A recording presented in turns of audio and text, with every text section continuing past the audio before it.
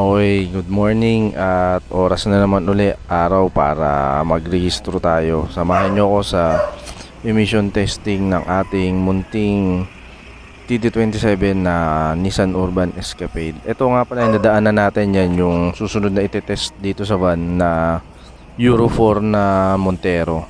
Okay, sakay tayo. Yan, nakasalang na at tinahanda yung kanyang probe. Pero naka-start yan. Naka-start yung makina niya, bombahin. Binobomba ni kuya. Lang naman diesel. Siguro mausok. Tignan nyo kung mausok. Yan. I-judge nyo na siya. I-judge. Nakakahiya naman pag mausok yan. Oh, shout out. Shout out sa Petron Turbo Diesel. Yeah, Petron Turbo Diesel all the way. Yung mga nagsasabi dyan na pare-parehas lang mapa premium diesel o regular diesel, ayan, kayo na magsabi kung pare-parehas lang. Petron Turbo Diesel all the way, baby. Ayan,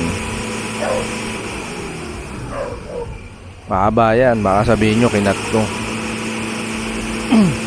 Nasa dulo nga pala ng video yung ating yung result niyan. Saan nagsasabing mausok ang diesel, konting alaga lang yan, tsaka alaga sa change oil, air filter, fuel filter. Yan, kaya nyo din yung ganyang result.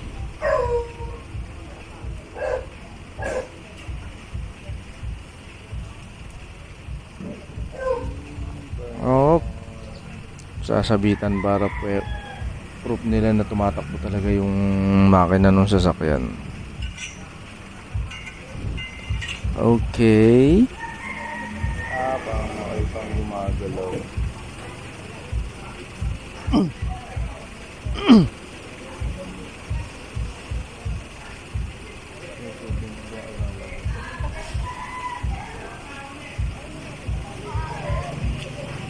Bombahin pa daw. Sige, anli bomba. Tignan mo kung uusok. Tignan mo kung magpupusit. Nakakahiya naman pag nagpusit yan. Nahiya sa mga mapupusit na Euro 4.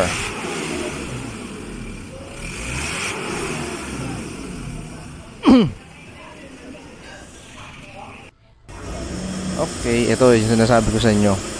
Compare natin yung emission nung Euro 4 dun sa aking old school na TD27. Yan, ito yung result bago tayo pumunta sa LTO. Diyan. Yan, 1.32. Okay, yun lang. Sana makatulong at ingat tayo lagi. Bye.